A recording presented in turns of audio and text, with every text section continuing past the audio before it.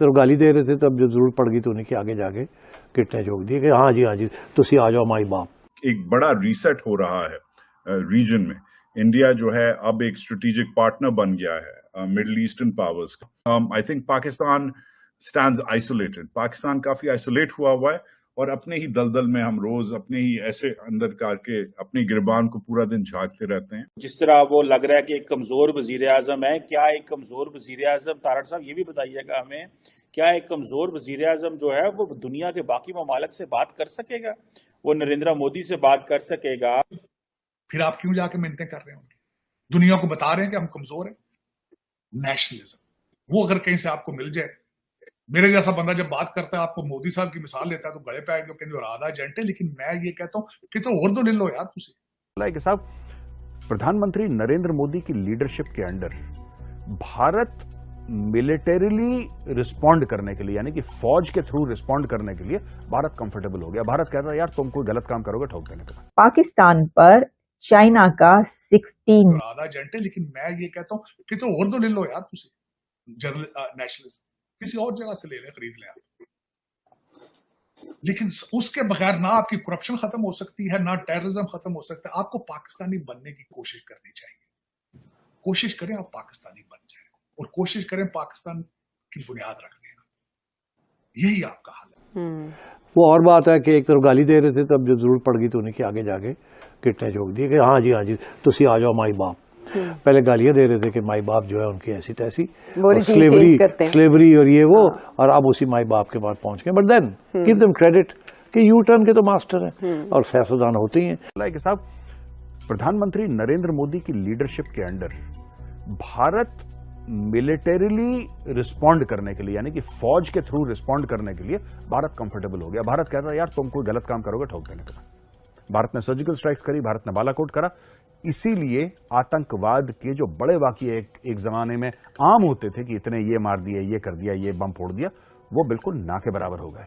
जो भी हो रहा है कश्मीर घाटी में हो रहा है या फिर जम्मू एरिया में हो रहा है, इसके बाहर कुछ नहीं हो रहा। क्योंकि इसके बाहर होगा, कोई बड़ा वाकया होगा तो यहां से जहाज उड़ेंगे और फिर पाकिस्तान पर बम गिरेंगे।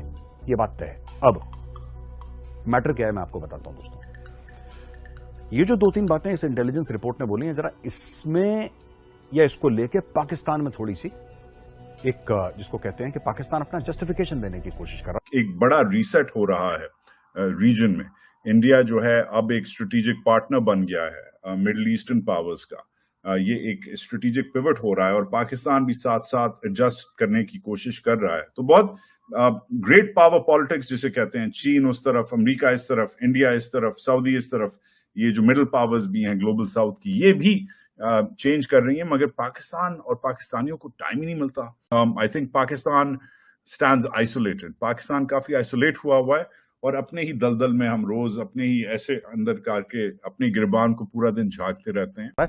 पाकिस्तान ने बोला है कि पाकिस्तान का बहुत बड़ा डिप्लोमेटिक फेलियर है। खुद के डिप्लोमेट्स को कह रहे हैं साहब ऐसा कैसे? अमेरिका ने यह कह दिया कि हम लोग सपोर्ट कर रहे हैं आतंकवादी संगठन। सच तो यह है कि पाकिस्तान सपोर्ट करता है। भाई हाफिज सईद कहां का रहने वाला है? आप बाकी बातें छोड़ दीजिए ना, पाकिस्तान करता नहीं करता मारिए गोली, एक कोने में डालिए उसको। हाफिज सईद कहां का रहने वाला है? Where is he from? Hafiz Saeed जो है वो पाकिस्तानी पंजाब का है। उसके हेडक्वार्टर्स लश्कर तैयबा के मुरीद के में के सारे या तो पाकिस्तान में हैं या पाकिस्तान ऑक्यूपाइड कश्मीर में हैं। यानी कि वहां पे पाकिस्तान या तो पाकिस्तान की टेरिटरी है या पाकिस्तान के अवैध कब्जे वाला एरिया है, यानी कि पीओके। अब पाकिस्तान का यह कहना है कि साहब हमने बहुत खून पसीना बहाया, हमने खूब जानें दी हैं वॉर ऑन टेरर के लिए। जब वॉर ऑन टेरर हुआ था तो हमने बड़ी सारी जानें दी थी, बड़ी सारी कुर्बानियां दी थी, 80,000 बंदे मरवा दिए और हमने $100 अरब का नुकसान अपना करवा दिया। फिर भी अमेरिका यह कहता है कि पाकिस्तान आतंकवादी पालता है और भेजता है भारत। ये तो गलत बात। देखिए पाकिस्तान के कितने लोग मरे उससे हमें क्या मतलब है? ये कहते हैं 80,000 80 लाख मर जाए, उससे हमें क्या लेना देना? ताड़ साहब बिल्कुल सही कह रहे हैं। ताड़ साहब, अमेरिका की एक एनुअल जो है वो थ्रेट असेसमेंट है जो यूएस इंटेलिजेंस कम्युनिटी ने की है, ये बड़ी इंटरेस्टिंग रिपोर्ट है इन अ सेंस कि ये बात करती है कि कहाँ कहाँ कॉन्फ्लिक्ट हो सकता है, कौन कौन सी ऐसी जगह हैं जहाँ पे कॉन्फ्लिक्ट हो सकता है। और वो पाकिस्तान और भारत की बात भी ताड़ साहब करते हैं। और लेकिन प्राइमरली वो समझते हैं कि इंडिया और चाइना की जो जंग है वो मुमकिन है। डॉक्टर साहब आप कैसे देखते हैं? वो कह रहे हैं जो बात मेरे लिए कंसर्निंग थी, जिस बात को मैंने हाईलाइट किया, कल भी मैंने उस पर एक छोटी सी डिस्कशन की थी, वो ये थी कि इंडिया, उस रिपोर्ट में ये कहा गया है कि पाकिस्तान की एक हिस्ट्री है कि वो एंटी इंडिया ग्रुप्स को सपोर्ट करता है, मिलिटेंट ऑर्गेनाइजेशन को सपोर्ट करता है। डॉक्टर साहब हमारे अमेरिका के साथ इतने अच्छे ताल्लुकात रहे हैं, अमेरिका के साथ हमने मिल के दहशतगर्दी की जंग भी लड़ी है, सारा कुछ किया है, आज तक हमारे ऊपर यही इल्ज़ाम लग रहा है और यही हमें कहा जा रहा है कि जनाब आप एंटी इंडिया जो मिलिटेंट ऑर्गेनाइजेशन हैं उनको सपोर्ट कर रहे हैं। डॉक्टर साहब हमसे कहाँ भूल चूक हुई है कि हमने जानें भी दी, पैसे भी लगाए, नुकसान भी कराया, और आज अमेरिकन इंटेलिजेंस कम्युनिटी जो है वो थ्रेट असेसमेंट करे और ये कहे, और वही बात करे जो डॉक्टर जयशंकर वाशिंगटन में, न्यूयॉर्क में, लंदन में खड़े होके करते हैं, वो वही बात कर रहे हैं। सो जो डॉक्टर जयशंकर के अल्फाज हैं, मैं समझता हूँ अमेरिकन इंटेलिजेंस जो कम्युनिटी की जो असेसमेंट है वही है, तो फिर हमने जो इंटरनेशनल कम्युनिटी और अमेरिका के साथ मिलके वो जो किया, बंदे मरवाए, सारा कुछ हुआ, वो किधर गया? डॉक्टर साहब जरा इस पर थोड़ी रोशनी डालें। चीमा साहब सबसे पहले तो मैं ये बताना चाहूंगा कि अमेरिकन इंटेलिजेंस जो इसकी है वो मैं उससे डिसएग्री करूंगा। उसकी वजह ये है कि इसी इंटेलिजेंस CIA की इंटेलिजेंस थी सबसे पहले इराक के बारे में, वो फेल थी। उसके बाद इंटेलिजेंस उनकी इराक काबुल के बारे में थी, वो फेल थी। फिर उसके बाद उन्होंने कीव के बारे में इंटेलिजेंस की अपने के लिए, वो भी फेल थी। CIA का ऑपरेशन बिल्कुल नहीं कर रहा, बिल्कुल ही नहीं काम रहा। हाँ, उनकी असेसमेंट जो है, अब उसमें मैं बताना चाहूंगा, बल्कि आज ही मैं इसमें देख रहा था कि मलेशिया के अंदर ताइवान से जो आपके सेमीकंडक्टर बनाने वाले हैं, कुछ तो इंडिया आ गए हैं, कुछ मलेशिया जा रहे हैं, क्योंकि ताइवान के ऊपर हो सकता है फ्यूचर में अमेरिकन जो है वो सैंक्शंस लगाएं उसको चाइना को रोकने के लिए, दूसरी चीजें करने के लिए। और तीसरा उसमें चीमा साहब मैं ये बात ये खासकर अगर आप डॉक्टर जयशंकर के हवाले से ये कर रहे हैं, जाहिर है उन्होंने, they are their strategic partner,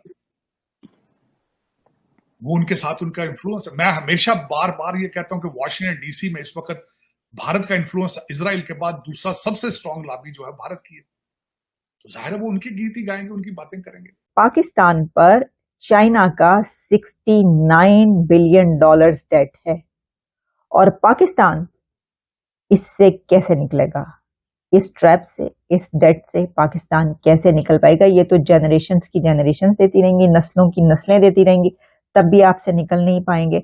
अब ये जो बात कही जाती है कि चाइना जब भी किसी को कर्जा देता है तो फिर उसको अपने जाल में फंसा लेता है और वो जो है सारी जिंदगी कर्जा उतारते रहते हैं और वो नहीं हो पाता, तो बल्कि इसके ऊपर तो वो। दोस्तों मुझे उम्मीद है कि ये वीडियो आपको पसंद आया होगा। वीडियो पसंद आया तो प्लीज़ हमारे YouTube चैनल सोच टाइम्स को जरूर सब्सक्राइब करें। अगर फेसबुक पे देख रहे हैं तो पेज को भी जरूर फॉलो करें।